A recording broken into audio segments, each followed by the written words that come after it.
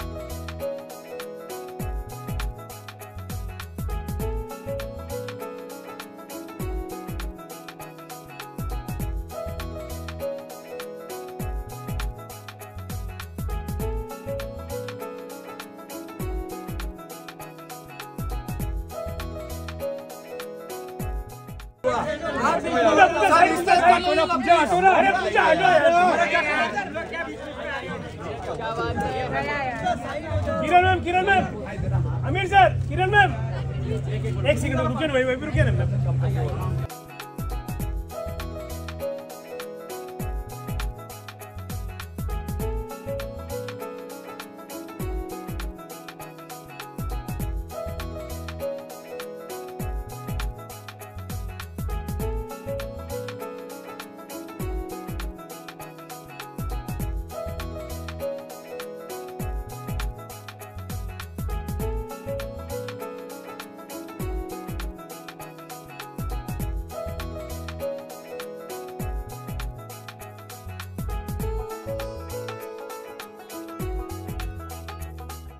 मराठी चित्रपटसृष्टीतील latest updates आणि गॉसिपसाठी आमच्या चॅनेलला सबस्क्राईब करा आणि बेल आयकॉन दाबायला विसरू नका।